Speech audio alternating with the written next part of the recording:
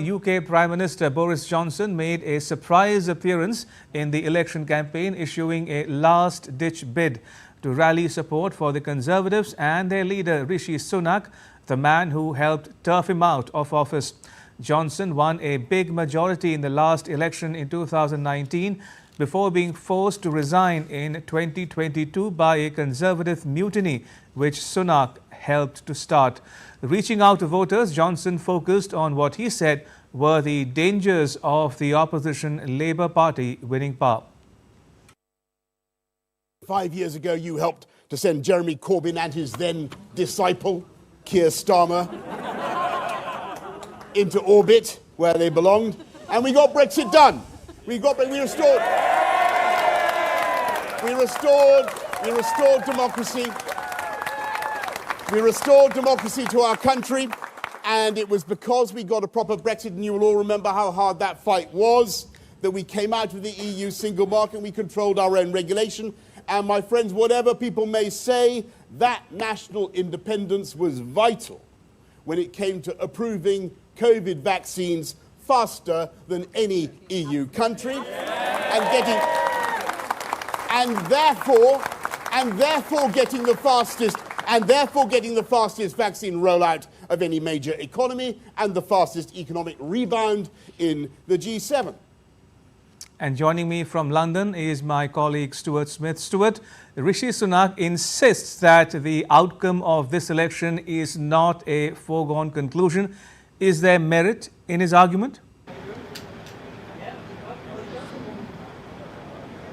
Well, what he's doing when he says that is citing a poll that was conducted which provided an analysis that 130,000 votes in favour of the Conservatives instead of Labour would deprive any Labour government of a majority, creating a hung parliament. Now, 130,000 votes is a lot, and they would all have to come from exactly the right place for that to happen. But it's a message he is trying to spread to supporters of the Conservatives and also campaigners to try to inject some optimism in this last day of campaigning, with the polls looking incredibly bad for the Conservative Party, something that a cabinet minister admitted earlier in the day, saying that it was highly unlikely the polls were wrong and that Labour was heading for the largest majority of any political party in the UK ever. So it does look dire for the Conservatives, but Rishi Sunak is trying to use that as a warning. He's trying to tell potential voters who may otherwise stay away that they should cast a vote for the Conservatives, at least to make sure the Labour Party do not have an uncontested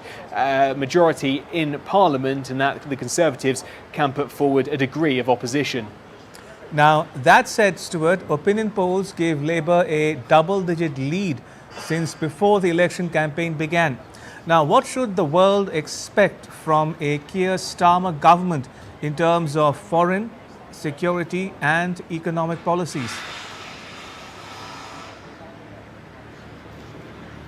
Well, largely the Labour leader Keir Starmer, who's likely to be Prime Minister, has endorsed the Conservative Party's foreign policy on the big issues for the UK. So if we start with Russia, Ukraine and NATO, he'll be flying, if he does become Prime Minister, to Washington very shortly after being elected. And when he does so, he's expected to continue support for Ukraine, continue caution around dealing with Russia, as Boris Johnson and Rishi Sunak have done before him. When it comes to the European Union, though, there's a little bit of difference expected. The Labour Party is not going to try to get Britain to rejoin the European Union by any means, but it is expected Labour will reach out on a few precise areas of policy, for example, to ease border checks on animal products, to recognise qualifications that are given in the European Union and seek mutual recognition for UK qualifications, and also perhaps try and change the situation for musicians trying to tour Europe to make it easier for them to come to the UK. Small tweaks that provide a little insight that Labour wants to become closer with the European Union, but no radical shift expected. Then with Beijing, China, Labour says it plans a reset with Beijing. We don't know exactly what that means, but it says it will audit the current relationship and potentially seek changes. And with India, that free trade deal that eluded Rishi Sunak and Boris Johnson in their premierships, Labour says it still wants to keep trying for a free trade deal with India. Stuart, thank you for breaking it down for our viewers. Appreciate it. Stuart Smith there in London.